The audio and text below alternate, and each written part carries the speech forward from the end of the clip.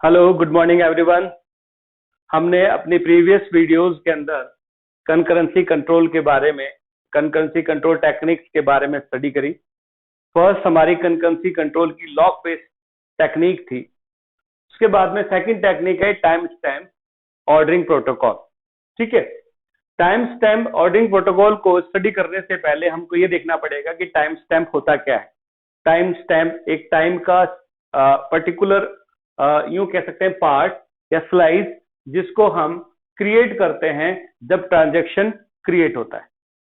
यानी जैसे transaction create होगा सिस्टम उसका एक टाइम शेड्यूल मेंटेन कर देगा, उस टाइम को क्रिएट कर देगा, उसको हम बोलते हैं टाइम स्टैम्प, और इसको एक असेंडिंग ऑर्डर के अंदर मेंटेन किया जाता है। Time stamp ordering protocol concurrency control technique का सबसे कॉमन यूज प्रोटोकॉल है, जिसमें सिस्टम के टाइम को या लॉजिकल काउंटर के टाइम को यूज किया जाता है। जैसे ही ट्रांजैक्शन स्टार्ट हुआ तो सिस्टम टाइम के अकॉर्डिंग उसका टाइम नोट किया जाएगा या फिर लॉजिकल काउंटर के हिसाब से उसका टाइम नोट किया जाएगा। यहां पर ये प्रोटोकॉल प्रायोरिटी क्यू को डेवलप करता है। इस क्यू के द्वारा हायर प्रायोरिटी ओल्डर ट्रांजैक्शन की होती है और यंगर ट्रांजैक्शन की प्रायोरिटी लो होती है। इसको हम इस सिंबल्स के अंदर डिनोट कर सकते हैं। टीएस टाइम स्टैम्प के रूप में शो करते हैं, टीआई ट्रांजैक्शन को, आर अंडरस्कोर टीएस एक्स को, एक्स रिसोर्सेज हो गया, आर का मतलब रीड हो गया, टीएस का मतलब ट्रांजैक्शन हो गया, डब्ल्यू का मतलब राइट, टीएस का मतलब ट्रांजैक्शन और एक्स डेटाबेस। ठीक है, इस टाइम स्टैम्प ऑर्डरिंग प्रोटोकॉल को यूज करने के लिए हम तीन बेसिक एल्गोरिथम्स का यूज करते हैं। First basic time stamp ordering, second strict time stamp ordering and third Thomas right rules. First basic time stamp ordering क्या कहता है कि जब अगर मान लो कोई भी आप ट्रांजैक्शन कर रहे हैं तो पहले फर्स्ट रीड मोड में आएगा, देन राइट मोड में आएगा। जब तक ये कंप्लीट नहीं होता तब तक दूसरा ट्रांजैक्शन स्टार्ट नहीं होगा। ठीक है, या ये चीजें किससे कंपेयर करेगा? टाइम स्लाइस के अकॉर्डिंग। जैसे ही ट्रांजैक्शन आया टाइम स्लाइस जनरेट होगी, ठीक है, उसको वो चेक करेगा। टाइम स्लाइस में ये भी नोट होता है कि वो रीड में कौन सी डिमांड कर रहा है, राइट के अंदर कौन सी डिमांड कर रहा है, और एंश्योर होने के बाद में ट्रांजैक्शन स्टार्ट हो जाता है। अगर कोई भी ट्रांजैक्शन इस रूल को वायलेट करता है, उल्लंघन करता है, तो वो अबॉर्ट हो जाता है और दोबारा रीसबमिट होकर नए ट्रांजैक्शन के रूप में स्टार्ट हो जाता है। यानी जो फर्स्ट पहले वो उसको रीड करेगा देन राइट करेगा। ठीक है ना, अगर ये प्रोसेस कोई भी ट्रांजैक्शन वायलेट करता है तो वो ट्रांजैक्शन अबॉर्ट हो जाएगा और रीसबमिट होकर नए ट्रांजैक्शन के रूप में वापस स्टार्ट हो जाएगा। क्लियर? सेकंड एल्गोरिथम कहता है स्ट्रिक्ट टाइम स्टैम्प ऑर्डरिंग। ये कहता है कि जो फर्स्ट वाला टाइम स्टैम्प ऑर्डरिंग है इसने एक इजीली रिकवरी, यानी जो भी वायलेशन कर रहा है उसको दोबारा आसानी से रिकवर कर रहा है और कॉन्फ्लिक्ट सीरियलाइजेबिलिटी को मेंटेन कर रहा है। फ्रेंड्स, हमने कॉन्फ्लिक्ट सीरियलाइजेबिलिटी पहले स्टार्टिंग में कंकरेंसी कंट्रोल के अंदर देखा था कि कॉन्फ्लिक्टिंग सीरियलाइजेबिलिटी क्या होती है। सीक्वेंस से दो ट्रांजैक्शन मूव करना, first read and write then commit then next call to second transaction. Clear? Third Thomas write rule. Thomas write rule कहता है कि जो कॉन्फ्लिक्ट सीरियलाइजेबिलिटी है उसको एनफोर्स नहीं करता है, यानी जो राइट ऑपरेशन है अगर किसी ने प्रॉपर वे में किसी ट्रांजैक्शन का जो टाइम स्टैम्प बड़ा है राइट के लिए तो उसको रिजेक्ट कर देगा राइट मोड को। इसने अपनी तीन कंडीशंस दी है। फर्स्ट, रीड ट्रांजैक्शन एक्स अगर बड़ा है ट्रांजैक्शन के टाइम से तो वो ट्रांजैक्शन अबॉर्ट हो जाएगा, रोल बैक हो जाएगा और उस ऑपरेशन को भी खत्म कर दिया जाएगा, न्यू ट्रांजैक्शन स्टार्ट हो जाएगा।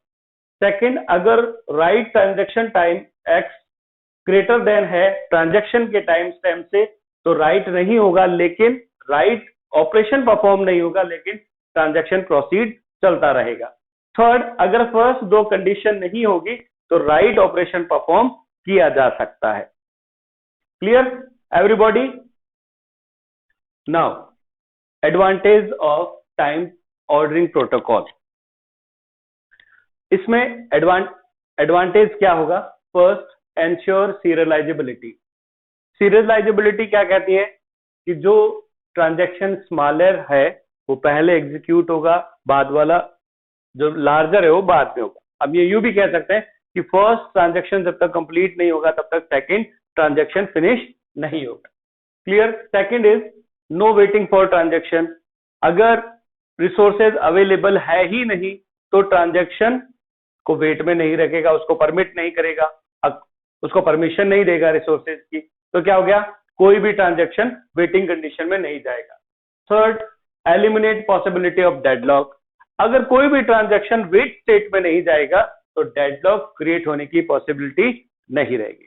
That is the main advantage of this time ordering protocol. Now disadvantage क्या है, डेडलॉक तो यहाँ पे क्रिएट नहीं हो सकता, लेकिन स्टारवेशन वाली प्रॉब्लम यहाँ पे आ सकती है, उसकी पॉसिबिलिटी है। क्यों? क्योंकि जो ट्रांजैक्शन राइट मोड में बैठा है वो आगे वेट कर सकता है, क्योंकि किसी भी ट्रांजैक्शन का रीड और राइट, अगर किसी रिसोर्सेज को राइट करना चाह रहा है, दूसरा रिसोर्सेज उसको रीड नहीं कर रहा है या उसको नहीं मिल रहा है, तो वो वेटिंग कंडीशन में चल जाएगा और उससे सिस्टम रीस्टार्ट हो जाएगा, अबॉर्ट बार बार चलता रहेगा। यानी जो पुरानी प्रोसेस है वो अबॉर्ट हो जाएगी, दोबारा रीस्टार्ट होने लग जाएगी। ठीक है। Now this is the main advantage of time ordering protocol and disadvantage. And third, concurrency control scheme का थर्ड जो प्रोटोकॉल है वो ये है वैलिडेशन बेस्ड प्रोटोकॉल। ठीक है। हमने फर्स्ट देखा लॉग बेस्ड, दूसरा टाइम स्लाइस पर बेस्ड था, थर्ड वैलिडेशन पर बेस्ड। वैलिड करना यानी उसको परमिशन देना कि वो उस चीज को राइट या रीड कर सकता है। इस चीज के लिए वैलिड करने के लिए हमको क्या करना पड़ेगा, उसको जो भी डेटा रीड कर रहा है रिसोर्सेज या ट्रांजैक्शन, वो टेम्परेरी स्टोरेज में रीड करेगा और उसके बाद में उसको जब वैलिडेट हो जाएगा तो बाद में उसको एक्यूटली या जो एक्यूरेट उसका डेटाबेस है उसके अंदर राइट करेगा।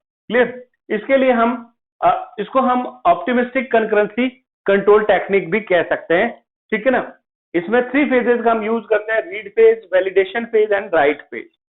रीड फेज जब इसको यूज करते हैं तो इसकी जो मेन इक्वेशन है वो ये बनती है, transaction equals to validate data. जो वैलिडेट डेटा है वही ट्रांजैक्शन किया जाएगा, जो वैलिडेट नहीं है उसका ट्रांजैक्शन नहीं होगा। रीड फेज के अंदर ये ट्रांजैक्शन सारे रिसोर्सेज को रीड करता है और एग्जीक्यूट करता है। अब यहाँ पे जो भी ट्रांजैक्शन रीड या एग्जीक्यूट होगा वो एक लोकल वेरिएबल के अंदर स्टोर करता जाएगा, जिसको बोलते हैं टेम्परेरी मेमोरी या टेम्परेरी वेरिएबल के अंदर वो स्टोर करता रहेगा। उसके बाद में वो राइट ऑपरेशन परफॉर्म करेगा। राइट ऑपरेशन भी टेम्परेरी स्टोरेज में ही परफॉर्म किया जाएगा जब तक कि उसकी वैलिडिटी नहीं हो जाती। सेकंड वैलिडिटी फेज कहलाती है कि टेम्परेरी वेरिएबल को वो चेक करेगा किसके अगेंस्ट, जो एक्चुअल डेटा है उससे उसको मैच करेगा कि जो डेटा रीड और राइट किया गया है क्या वो एक्चुअल डेटाबेस का वैल्यू है या नहीं है। ठीक है। अगर है तो वो वैलिडेट हो जाएगा, अदरवाइज रोल बैक हो जाएगा। और वैलिडेट फेज के बाद में ही राइट फेज को परस्यू किया जाएगा। राइट फेज के अंदर टेम्परेरी रिजल्ट को परमानेंटली स्टोरेज या हम यूं कहें जो एक्चुअल डेटाबेस है उसके अंदर राइट किया जाता है। अगर ये चीज एक्यूरेट नहीं हो तो वो रोल बैक हो जाती है, लेकिन रोल बैक की यहाँ पे कंडीशन बहुत कम आती इस प्रोटोकॉल में। क्योंकि यहाँ पे जो वैलिडिटी फेज है उसको चेक कर लेती है कि वो वैलिड डेटा है या नहीं है। अगर वैलिड डेटा नहीं है तो यहीं से रोल बैक हो जाता है, और अगर वैलिडेट डेटा है तो उसको बाद में सेकेंडरी स्टोरेज पर ओवरराइट कर दिया जाता है और परमानेंटली स्टोर किया जाता है। तो फ्रेंड्स, ये जो पूरा कंकरेंसी कंट्रोल प्रोटोकॉल आपने स्टडी किया, इसके अंदर हमने तीनों उसके प्रोटोकॉल्स, उसकी टेक्निक्स का और जो इसके बीच में जो टर्मिनोलॉजी उन सब के बारे में हमने स्टडी करी।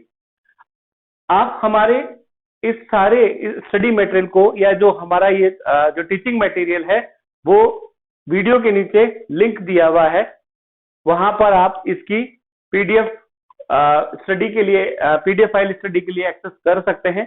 और उसके बाद भी अगर आपको कोई क्वेरी रहती है तो आप नीचे क्वेरी के अंदर आप हमको मैसेज भेज सकते हैं, कमेंट के अंदर आप हमको मैसेज भेज सकते हैं, हम उसको सॉर्ट करेंगे। Thank you.